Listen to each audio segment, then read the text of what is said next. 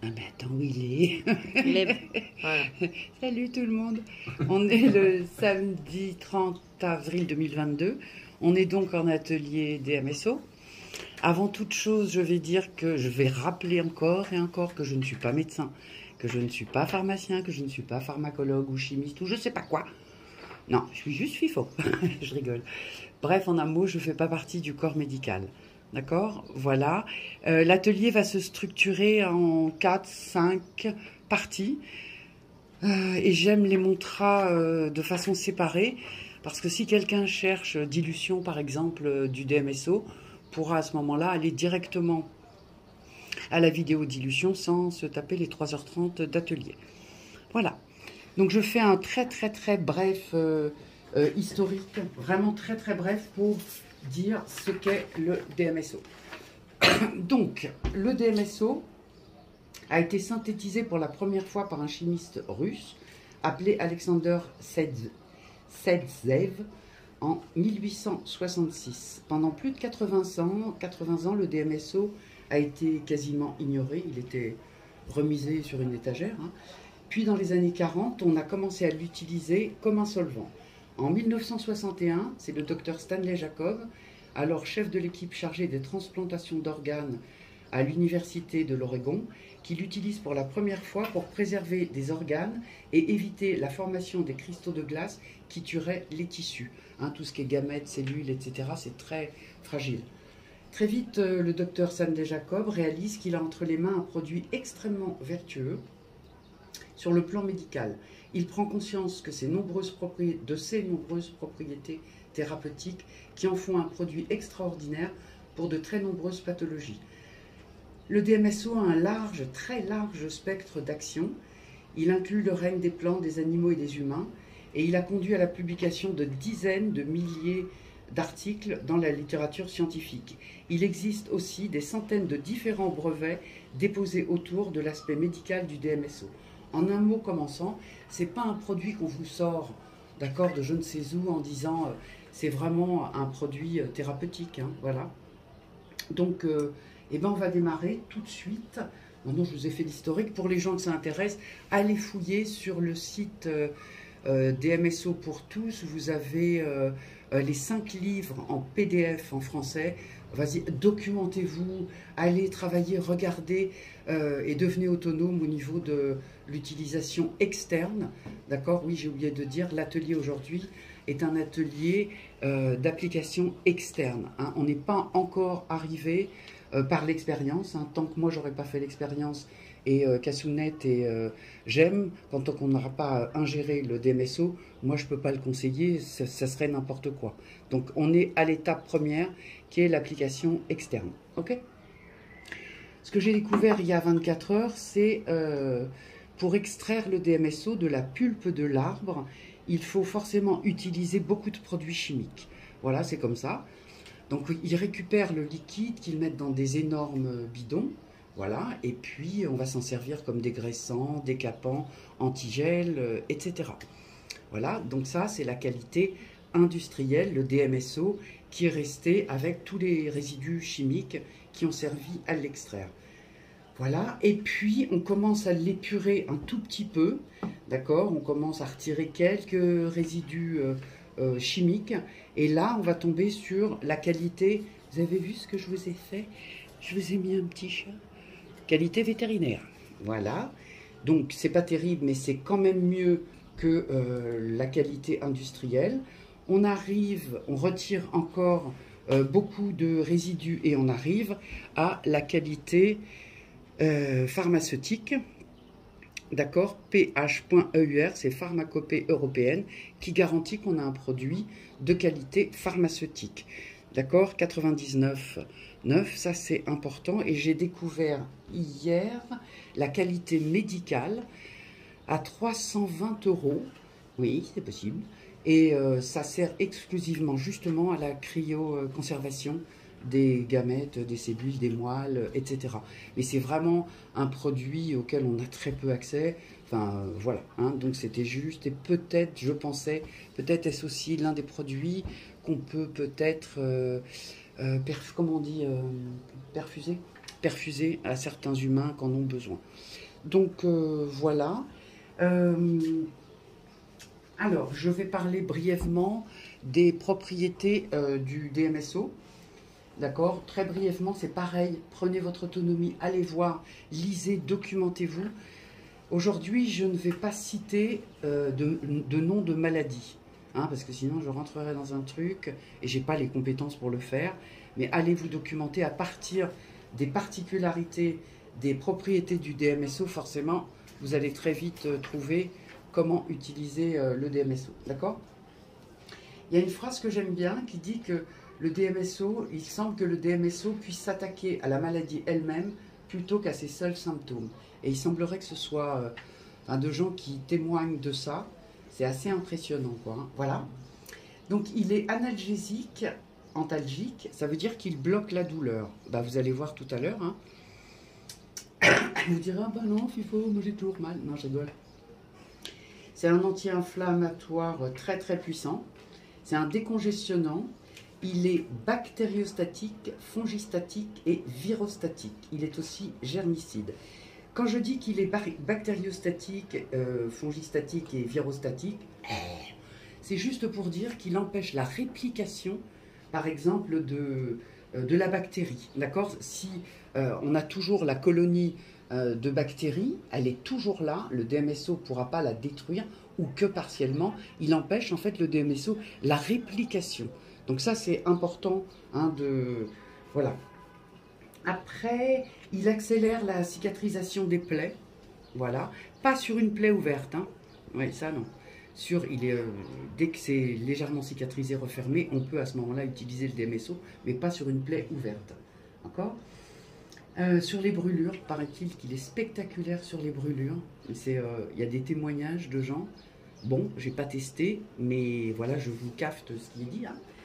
Il calme le système nerveux central, il soutient le système immunitaire et il a une action vasodilatatrice et myorelaxante, donc il relaxe les muscles. Et je vais parler aussi du fait que ce soit un puissant chélateur. C'est-à-dire que là, nous, on ne l'ingère pas, hein, mais il a la particularité d'attraper tous les métaux lourds, toutes les toxines, etc.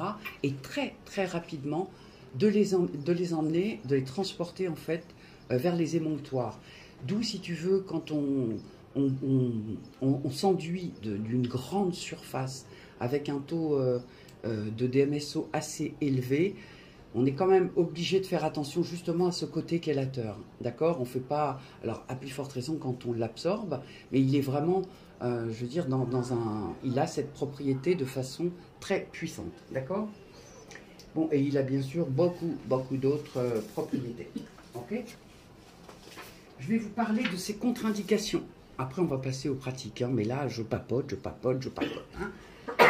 Une chose importante, le DMSO n'a jamais été testé par la voie inhalatoire.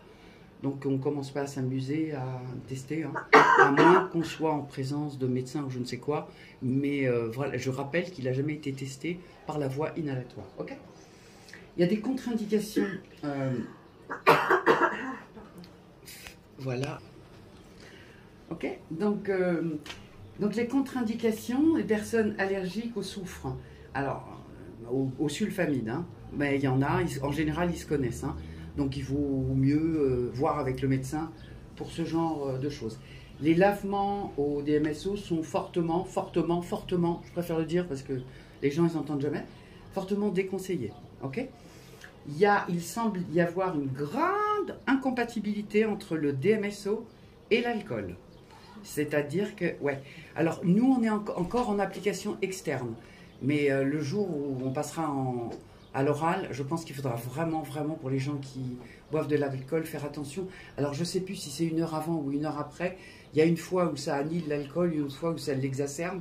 Mais il y a intérêt à savoir, on se renseignera bien à ce moment-là.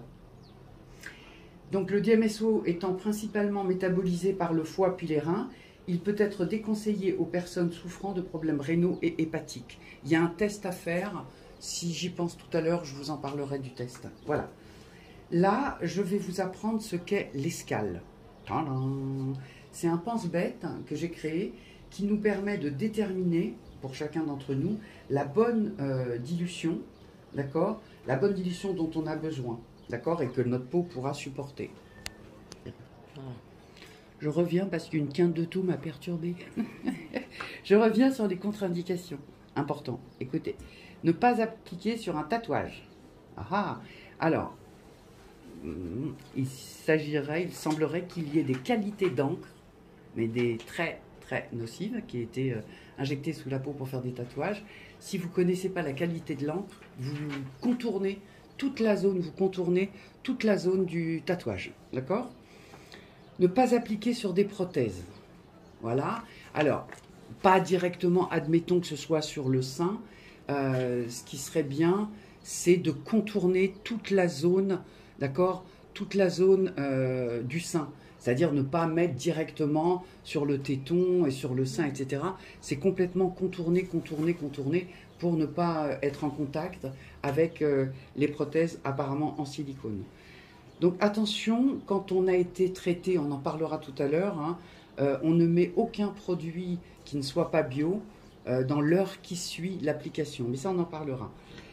C'est un produit qui n'a pas été testé, d'accord? C'est un produit qui n'a pas été testé pour la grossesse, pendant la grossesse et pour l'allaitement. Donc en fait, on conseille aux femmes enceintes et aux femmes allaitantes de s'abstenir de prendre du DMSO. Ok, on a les gens qui se traitent sur le cuir chevelu, d'accord, parce qu'ils ont des pathologies, parce qu'ils ont une perte de cheveux, enfin, etc. Il y a beaucoup de choses de qualité sur le DMSO autour de ça. Impérativement, chaque jour, avant l'application, les gens doivent avoir le crâne propre avec un produit, un shampoing bio, important, d'accord, et surtout, n'avoir aucune teinture. D'accord, c'est vraiment important parce que directement, vous allez voir après quand on va parler de l'aspect transdermique du DMSO, c'est-à-dire directement le colorant de votre cheveu descendrait directement dans votre cuir chevelu, dans votre sang et sur le cerveau. Ok. Après, on parlera de... Voilà. Les gants, ça, j'en parle pas. Alors, s'il y a quelque chose de très important, c'est donc pourquoi j'ai sorti mon copain le serpent. Voilà. C'est un pense pas bête pour dire qu'on arrive à la période d'été. Donc, si on se fait mordre par un serpent, si on se fait piquer par un taon, par un tic, par une guêpe, une abeille, je ne sais quoi, on oublie totalement ce produit. D'accord, on dit que c'est un produit d'urgence, sauf pour les piqûres d'insectes et les morsures de serpents. Vraiment, on l'oublie, parce que ce qui voudrait dire que automatiquement, le venin de Coco Bel-Oeil, hop, il irait directement dans le sang. D'accord, donc on oublie vraiment, comme on arrive à l'été, on va devoir essayer de garder ça un petit peu en mémoire. Je reviens à l'escale. Alors, l'escale, c'est un pense pas bête, d'accord, qui dit état de santé, carnation, âge et localisation. Ok, c'est-à-dire pour déterminer, je vais vous obliger tout à l'heure, ça va être rigolo, à le faire mutuellement, hein, entre vous. C'est-à-dire pour être sûr d'avoir un DMSO dosé parfaitement, dilué parfaitement, ni trop peu, ni trop, etc. Il y a, enfin j'ai établi toute une liste de records, et ça se nomme escale. Enfin j'ai nommé ça. Donc on détermine l'état de santé de la personne. Si la personne, elle a 200 ans, non je rigole, mais donc elle est un petit peu vieille, un petit peu cassée, ou elle sort d'un truc assez lourd et assez grave, donc elle est faible. Donc on tient compte de son état de santé, d'accord? Sa carnation.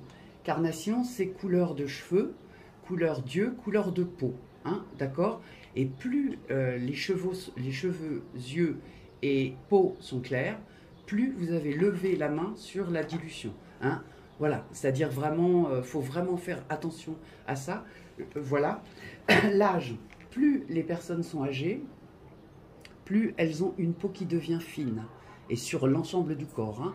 Donc, sur quelqu'un qui a 85 ans, sur lequel on traite sur le mollet, et qui a la même carnation qu'une personne qui a 30 ans, on tiendra compte de, je veux dire, la finesse de la peau de la personne qui a 80 et quelques années. D'accord? La localisation, c'est-à-dire la localisation, c'est très important. Globalement, on prend comme base à peu près le nombril, d'accord? À peu près, hein, le nombril jusqu'à la racine des cheveux. Et là, globalement, on est de 50 jusqu'à maxi 25 sur la racine des cheveux, ok? Et en dessous, de 50 à peu près, de 50 à 70. De 50 à 70, d'accord? Donc ça c'est important, mais on va le faire après, parce que là c'est très intello, ce que je vous raconte, et tout à l'heure vous allez le tester, vous allez bien comprendre à quoi ça... En faisant l'escale, ça vous empêche, enfin ça vous évite des erreurs de dilution de DMSO, et donc des irritations cutanées, ok? Eh bien, on va, je dis, donc oui, on va passer au... On suspend.